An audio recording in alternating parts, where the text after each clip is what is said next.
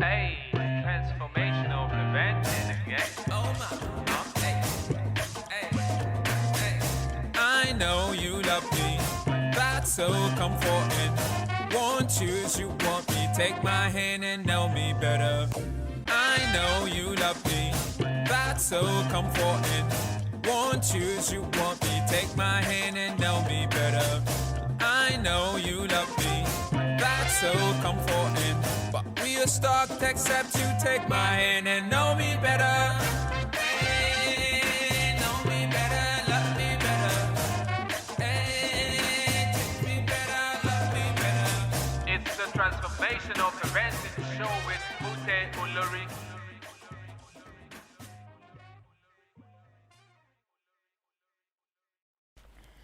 Hello and welcome to the program Transformational Parenting. My name is Mute Olori.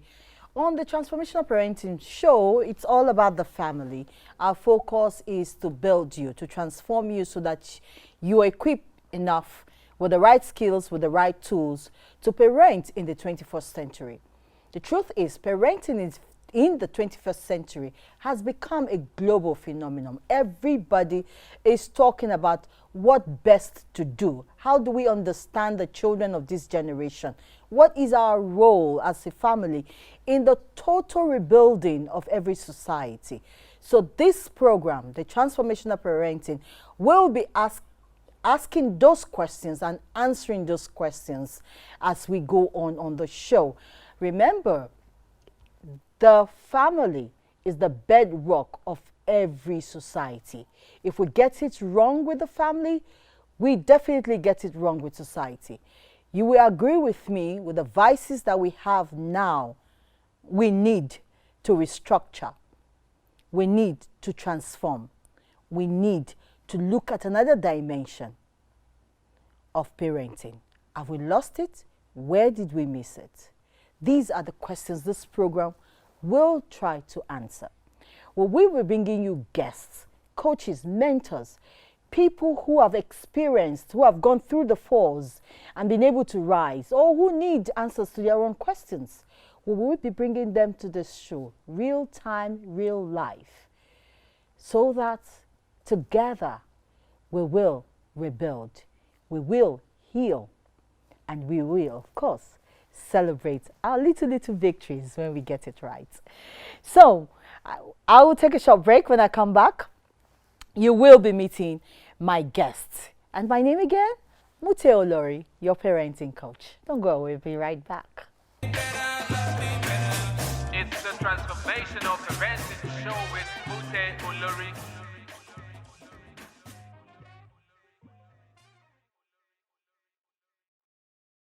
You're welcome back.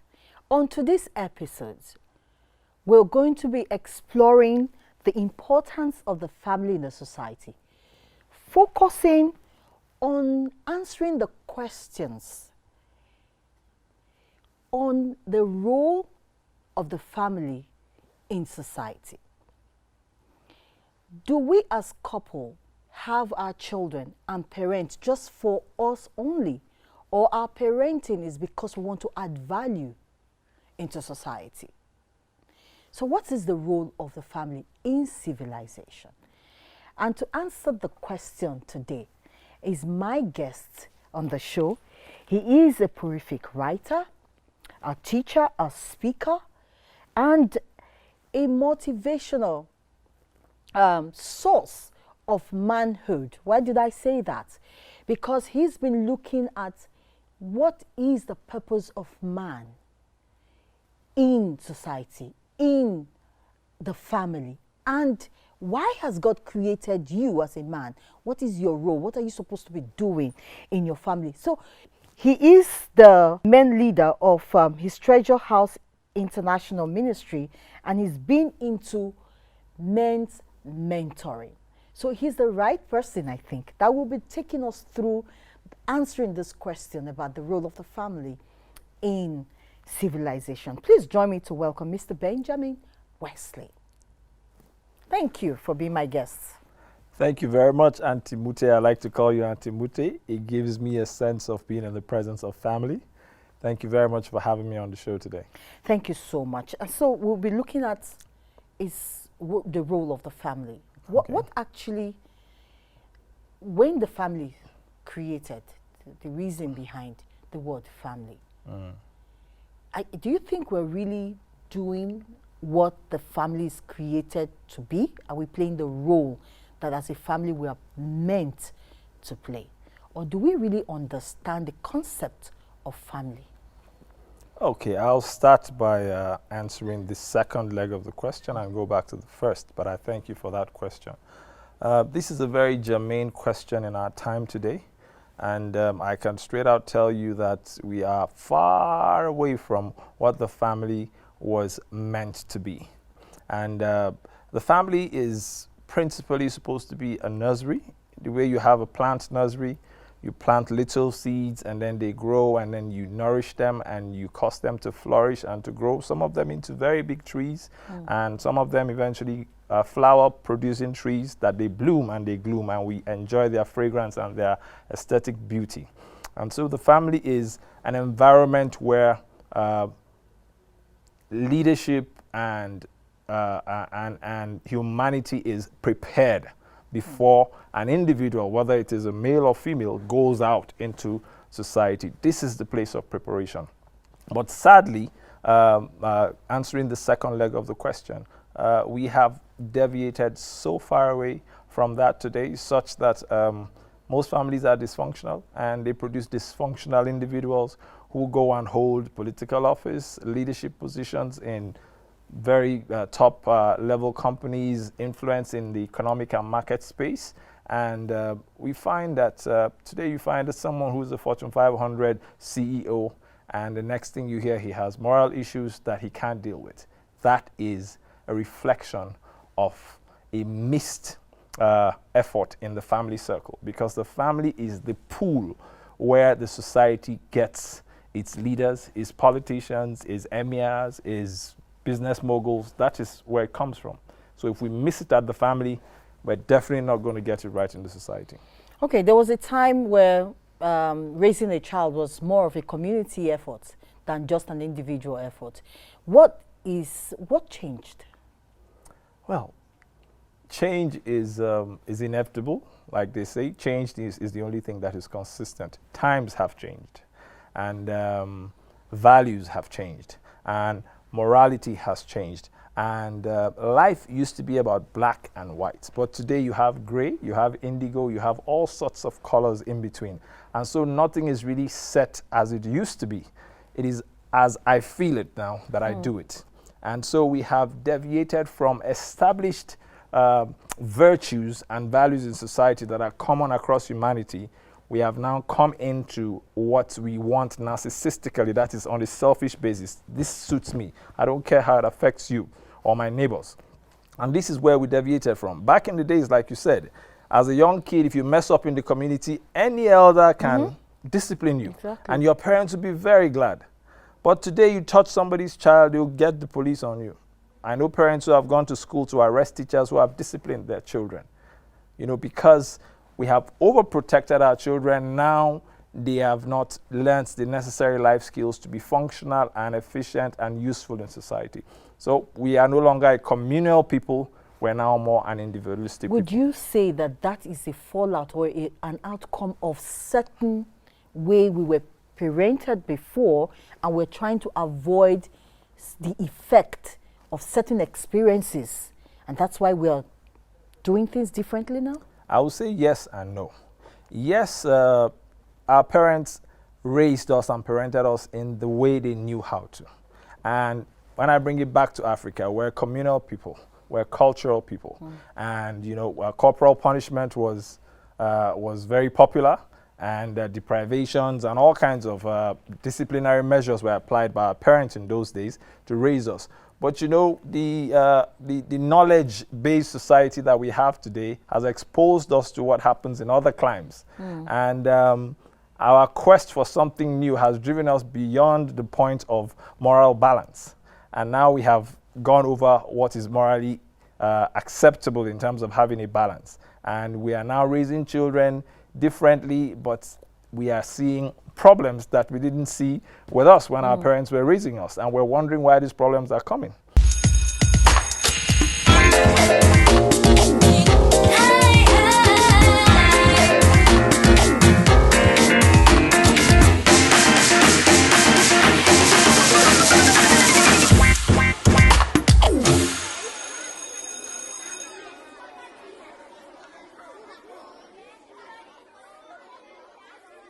It has become a norm.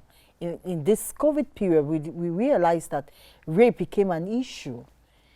And at the forum I was some time ago, we're saying the people who commit this rape or other forms of vices come from a family. Absolutely. What is supposed to be our responsibility as parents in raising a wholesome child?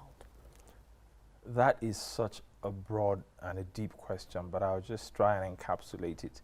The primary role of a parent is to raise a child spiritually, whatever they believe in that family, culturally, educationally, socially, and otherwise. They're supposed to provide wholesome education by mentoring, by role playing, by instruction, by discipline, by encouragement, to help the child become a stable person emotionally, psychologically, physically, provide for them so that it will enable them to achieve what it is that God has purposed for them to achieve. But you know, we have left most of our responsibilities today. If you're a Christian, it is the church. If you're not a Christian, whatever faith group that provides sort of an avenue for children to spend time, you send your children to those places. You send them to aunties. You send them to the creche. You send them to the Sunday school in church. You send them to school for teachers to raise and enroll them in several programs in school so that they spend most of their time there. Whereas they're supposed to spend their time with you, gleaning and learning from you and seeing you doing certain things and learning from it. Because back in the days, I remember the Jewish structure of raising a child is children from the ages 0 to 6 to 7, they hang around with the mother. When they get to that 7, the boy child leaves his mother and begins to hang with his father. So he learns the father's trade. He learns the father's mannerisms. The father teaches him certain things. Do this like this. Don't do this like this. This is how you relate with people. By the time the kid is 16, 17, he is even ready to be married because he has learned a trade. From 7 to 17, he has learned a trade for 10 years. And he's very proficient. And he can earn from it and sustain a family. And he sees how the mother raises the girl to be a wife. And she's prepared by the mother, the father prepares the son. No, but there's this argument. Yes. That are we supposed to raise, why do we stereotype in raising our children? I mean, you just said something, the girls are raised to be like wife. The men are raised to say, I'm taking responsibility.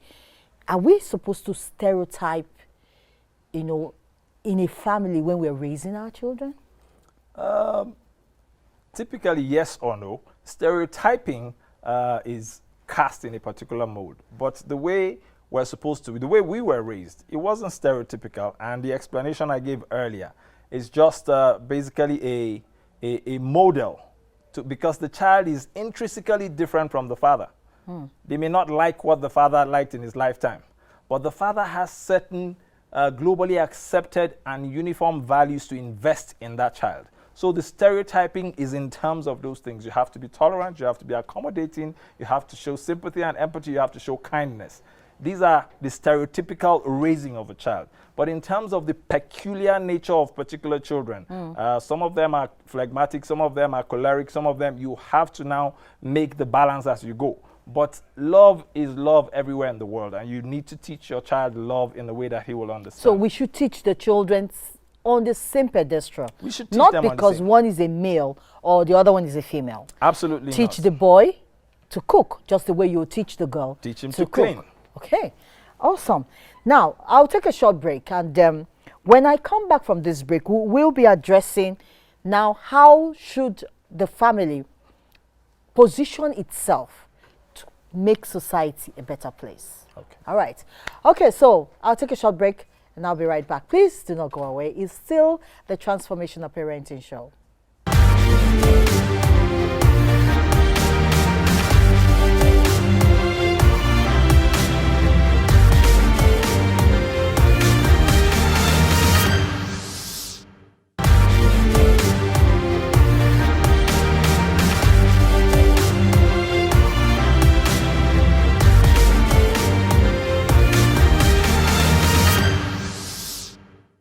It's the Transformational Parenting Show with Mute Olori.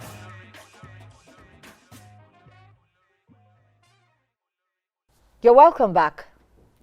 I have been speaking with my guest, Mr. Benjamin Wesley, and together we've been looking at the role of the family in civilization. And we've been able to identify that certain things has created a shift from the original idea of what the family should be to now what is convenient for us. Meaning, parents would rather push their responsibility to others, maybe the church or teachers or any forum where the children can learn things, other than for them as parents teaching, nurturing, growing, and helping these children understand themselves better. Now, it comes from a place, I guess, that we do not understand our responsibility anymore. So what should be the responsibility of the family to making society a better place? Well, the responsibility of family is to, first of all, take responsibility. Because I like that. the family has not taken responsibility, and we do not see that we have a problem. And you know, if you don't see that you have a headache, it might degenerate to a migraine, and you might have high blood pressure and all kinds of other complications. But the moment you see the signs and you identify and recognize that, it means you're halfway there. Then you begin to look for solutions. The family needs to know that we are at war, basically, for our children. And so the family's primary role is provision, and provision cuts across every aspect of the needs of a child. As a mother, you know that your little baby depends on you to think for it, to act for it, to discern for it. When the baby has stomach ache or his baby is uncomfortable, the mother discerns without the baby having to say it. You decide the clothes the baby will wear, what the baby will eat, where the baby will sit and sleep. You decide all of that. So this is the family's responsibility, to provide an environment that will enable a child to grow in every aspect of their life. They provide protection for that child. Protection from things that are outside, negative information, wrong information, bad association, even pets in the house. All of those, as little as those things. You have to provide an emotional structure of growth for the child, and the psychological structure of growth for the child. You have to understand that the child has feelings, and you need to help them to grow these feelings, to express these feelings, develop feelings of empathy and sympathy and kindness. And you have to teach them how to relate with their siblings and all of those things. So the family provides that education, whether it is cultural, whether it is religious. If you're a Muslim, the parents, you have to provide that same religious education to your child. If you're a Christian, you provide the same thing. If you're a Hindu or Buddhist, you provide the same education, so that the child knows that in this family, this is basically our source of inspiration, our deity source of inspiration. So it is critical that the family provides that. And then provision of physical needs of a child, food, clothes, shelter, is the responsibility of family. And so the family has that very robust responsibility of providing everything a child needs to be able to, the springboard for them into society. And if the family misses anything in this area, they give a child a disadvantage. The child can recover by some streak of divine favor, but they give the child a disadvantage. They set them back some time. So it is important that parents are deliberate about providing the enabling environment for a child to grow comfortably and to grow to become somebody of character and of value in the society. So, should there be a law by the states or the government to say, if you don't raise your children well, this and this should be the penalty, you know, for every parent or for any child that commits a crime? The parents or the family should be punished. Should there be a kind of a law guiding society or the family? It's a very tough question, because when you have a divinely given mandate, it is difficult to legislate that. It is difficult to legislate. So you can only legislate family issues to an extent. For instance, every child must go to school. Every child that goes to school will be provided with the learning tools and the enabling environment to school. Every parent must ensure that the child goes to school. You can legislate that. Every child must be treated well at home, must not be abused. You can legislate that. And I think many countries are doing that, legislating child rights. And even in Africa, Nigeria, we have those things now. But to be able to develop a child emotionally and psychologically, you cannot legislate that. And you cannot legislate also how the child is going to grow into a place of spiritual awareness, whatever they believe in, whatever the family believes in. You can't legislate that. So we have to strike a balance. What the state can legislate, it legislates. In this country, it used to be a crime not to send your child to school way back. Every child must go to school. We can resuscitate and revive those kinds of policies. Every child must go to school. And that behoves on the state to ensure that it provides the environment for that to happen. Because with the things we are seeing now, I just wish there could be a law to say punish any parent who does not nurture the child physically, emotionally, or where you abuse your children in any form. It should be dealt with. I think that way families will begin to look inward to perform their responsibility better. I think the snag with that is if people are made to do things mechanically, they don't do it efficiently, they don't do it with their whole heart. But if you bring them to a place of understanding why they need to do that, and you encourage them and they grow to the awareness, they may be able to take it on and then own it. But if you insist that if you don't do this, you go to jail. And in sociology, they say laws against crime encourages criminals to engage in crime. They say, don't do this. That's what they want to do. That's what they want to do. That's what they want to do. All right.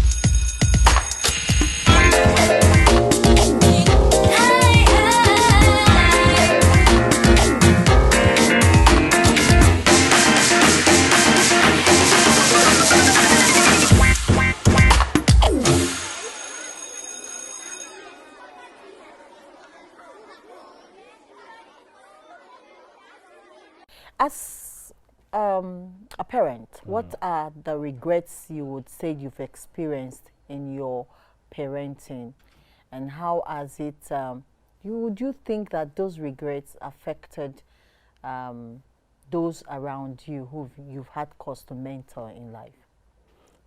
Okay, one of my regrets is that I did not catch on early that there is need to learn how to raise a family. I thought it was a matter of course. You grew up as a young man, you started work, you were earning, and you found a beautiful girl. I love you, will you marry me? I do. And then you get married and you have children and you just keep raising. There is a process of raising a child, and that process begins way before you meet the child's mother. You have to learn that as a young man. You have to learn that as a young woman.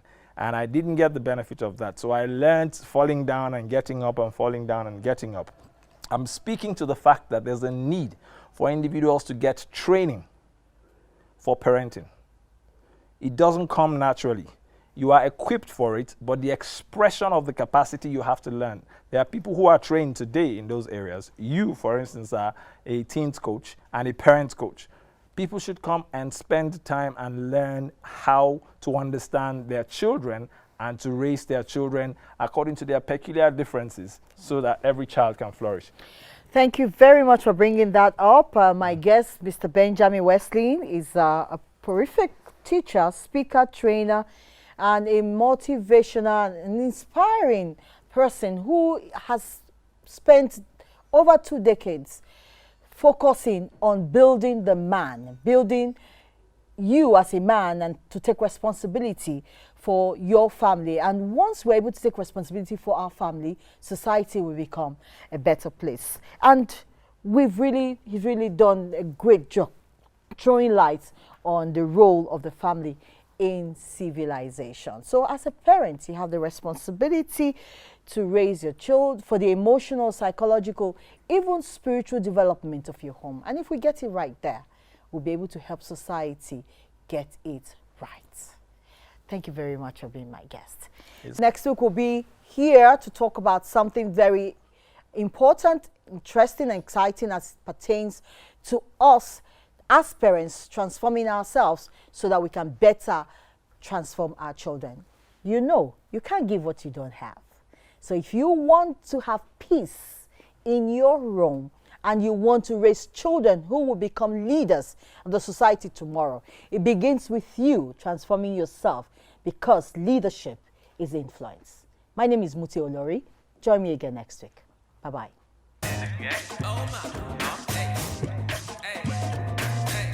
I know you love me, that's so comforting. Want you, you want me, take my hand and know me better. I know you love me, that's so comforting. Want you, you want